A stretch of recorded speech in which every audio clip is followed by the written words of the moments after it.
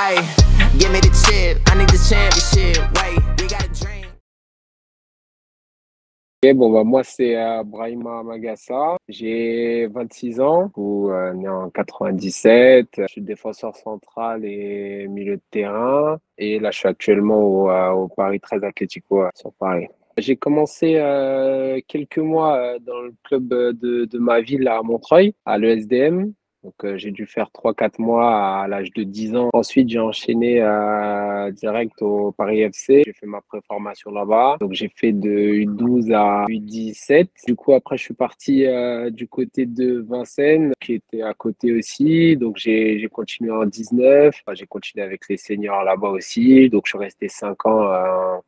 On a fait les montées de PH à R1.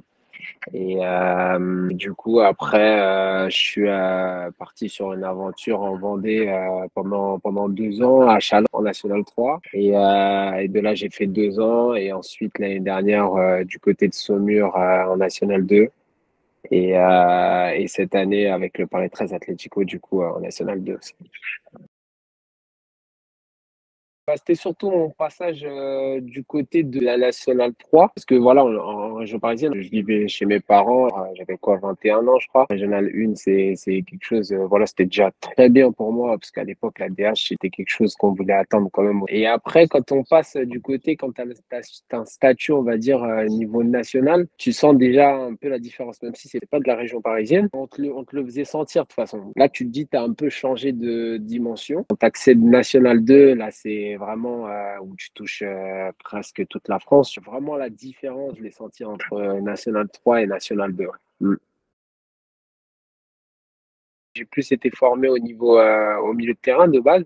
Et à un moment donné, voilà, c'était la transition, elle s'est fait quand j'étais à Châlons en National 3 et où le coach, voilà, à un moment donné, c'était plus forcément moi qui allais choisir, c'était un peu le coach quoi, qui voyait en mes qualités plus un défenseur central qu'un milieu de terrain. Après, ça a pas empêché qu'il me fasse jouer aussi au milieu de terrain parce que voilà, il fallait parfois un peu de poids au milieu de terrain en fonction de comment l'équipe va jouer aussi. Tu vas avoir une équipe qui va subir beaucoup, tu vas avoir besoin d'un peu des milieux de terrain qui vont avoir un peu plus de poids, peut-être parfois. Vraiment, je pense que les meilleures associations, c'était le fait d'avoir des milieux de terrain avec plusieurs, on va dire, plusieurs caractéristiques. On va avoir un 6 qui va récupérer beaucoup de ballons et qui va redonner, par exemple, à ces 8 qui, eux, vont faire le jeu. En fait, il n'y a pas forcément de recette spéciale. Et c'est plus en fonction de comment l'équipe va jouer, en fait.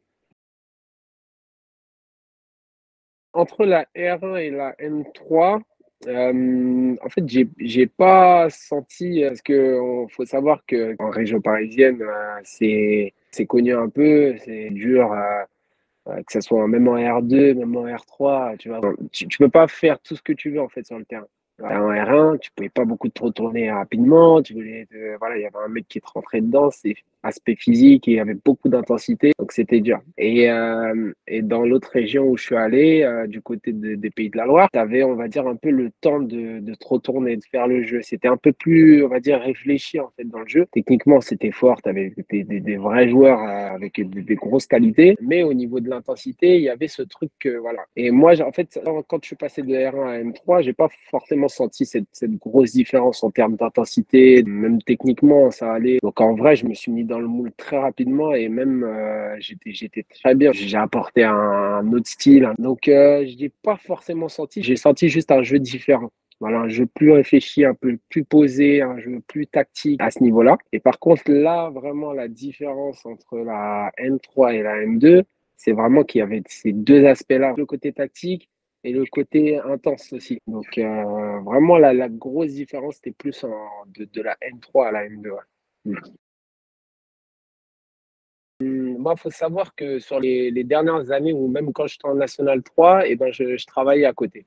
Et donc, c'était un peu compliqué de faire les deux, quoi, tu vois, d'avoir un entraînement en plus, en fonction de la semaine aussi. À ce moment-là, je crois qu'on avait 4 entraînements par semaine. Donc, on va dire que c'était suffisant. Voilà, j'en faisais pas forcément plus. Le moment de l'entraînement, eh ben, je travaillais vraiment. Je sais qu'ils nous conseillaient aussi d'avoir une séance à la salle, par exemple, à notre jour off. Et moi, j'allais pas forcément ce jour-là, mais parfois on pouvait faire un peu de renfort en plus, de travail en plus où tu rester un peu plus pour bosser. Cette année, on a aussi un moment où tu as du préchauffement. On a une petite salle aussi où tu peux te préparer soit après entraînement ou soit avant. Et voilà, on n'hésite pas dès qu'on a un petit temps de faire du renfort. C'est juste le fait de bien répartir son travail sur la semaine. En fait, je pense que c'est le plus important. Et après aussi, il y a l'alimentation aussi. Et tu peux pas avoir forcément un travail et si t'as pas d'autre travail à côté, il faut que les clubs ils trouvent des solutions. Tu es rémunéré pour ça et tu peux vivre du foot. Après, ça dure qu'un temps. Il faut toujours se former, il faut toujours avoir un petit truc à côté parce que quand tu finis le foot après, à un moment donné, si tu sors sans rien et que tu pouvais vivre sur tes années de salaire, un contrat fédéral que tu avais il y a quelques années, à un moment donné, ça va s'arrêter. Et si tu te retrouves sans rien, c'est le plus compliqué, quoi. Si on peut franchement prendre du plaisir au niveau national 2, niveau national 3, vivre du foot, vivre de sa passion, ça c'est le top, mais après, faut penser à l'après. Et c'est dur quand tu es jeune de te dire, il y a un après et je vais arrêter le foot. Et ça, c'est le plus compliqué, je pense. L'aspect mental, franchement, c'est au moins 75-80% du joueur. J'ai connu des mecs qui techniquement sont incroyables, mais quand le joueur va pas être en confiance, tu vas pas être en confiance, tu sais que ça va être compliqué tout de suite, quoi.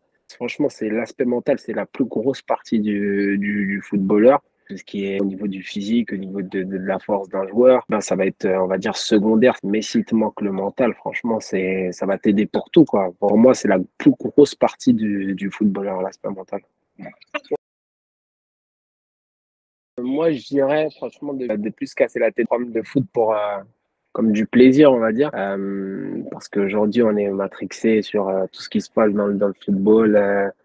Avec l'argent, voilà, ça fait tourner les têtes. On comprend, hein, c'est l'argent, c'est voilà, c'est de faire du football de sa passion. Et après, en fait, ça va venir instantanément, quoi. Et après, voilà, il y a l'entraînement aussi, il y a toutes ces choses, mais le plus important, moi, je pense que c'est vivre sa passion pour de vrai, quoi.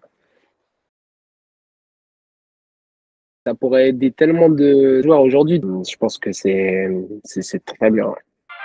Aye.